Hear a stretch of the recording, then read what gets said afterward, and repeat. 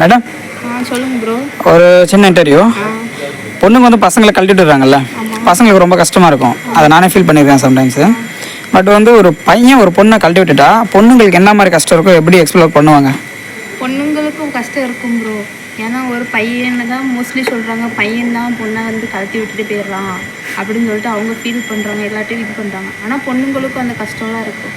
என் லைஃப்லேயே நடந்திருக்கு ப்ரோ. நானும் ஒரு பையனை சின்சியராக 2 வருஷம் லவ் பண்ணேன்.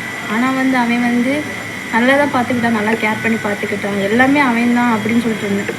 எங்கள் அம்மாட்ட பேசி 2 வருஷம் ஆகுது ப்ரோ. ஆனால் எங்கள் அம்மாட்ட பேசும்போது கூட அந்த ஃபீல் இல்லை, எங்கள் அம்மா பேசலை அப்படின்னு ஒரு ஃபீலே இல்லை.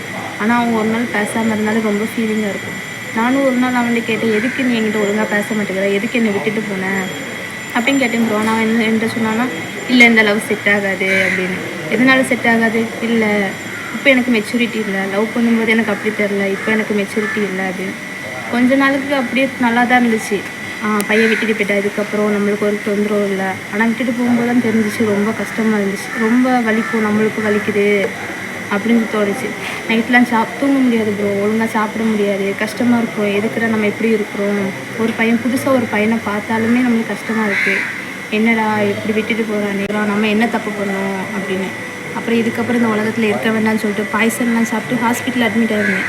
அப்போ கூட நான் ஹாஸ்பிட்டலேருந்து வந்ததுக்கப்புறம் கூட நான் அவங்ககிட்ட கேட்டேன், சரி நான் உனக்காண்டு தானே இப்படி பண்ணேன், ஒரு நாளாக வந்து என்னை வந்து பார்த்தியா? அப்போ கூட ப்ரோ எங்கள் அம்மா வந்து ஹாஸ்பிட்டலேருந்து பார்க்கவே இல்லை, எங்கள் பாட்டி மட்டும்தான் இருந்து பார்த்துக்கிட்டாங்களே. அப்போ நான் கேட்குறேன், எவ்வளோ தூரம் நான் உனக்காண்டி தானே ரிஸ்க் எடுத்தேன், அப்போ கூட நீ என்னை வந்து எட்டி பார்த்தியா? இல்லை தானே, எதனால ரீசன் சொல்லு. இல்லை பிடிக்கல, வேணாம் அப்படின்னு. ஓகே பிடிக்கல, சரி கொஞ்ச நாள் ஃப்ரெண்ட்ஸாக பேசி பார்க்கலான்னு கூட நான் கேட்டேன். ஃப்ரெண்ட்ஸானா அப்படி ஃப்ரெண்ட்ஸாக பேசினாவது நம்ம கூட கடைசி வரைக்கும் எனக்காவது ஒரு நாள் மைண்டு மாதிரி நம்மளை லவ் பண்ணிடுவான் அப்படின்னு ஒரு தாட் இருந்துச்சு. அதுக்கப்புறம் ஒரு நாள் என்கிட்ட சொல்கிறான், ஆஷி நீ வந்து ஃபீலிங்ஸை வளர்த்துக்காத அப்படின்னு. ஃபீலிங்ஸ்னால் பொண்ணுங்களுக்கு தான் ஃபீலிங்ஸ் இருக்குது, உங்களுக்கு இல்லையா அப்படி சொல்லி கேட்டேன். நீ ஃபீலிங்ஸை வளர்த்து ரொம்ப ஆசை வளர்த்துக்கிற, அப்படியா அப்படி சொல்லி கேட்டேன். அதுக்கப்புறம் கஷ்டம், அவன் வந்து நம்பர்லாம் பிளாக் பண்ணிட்டு போயிட்டா. எனக்கு கஷ்டமாக இருந்துச்சு.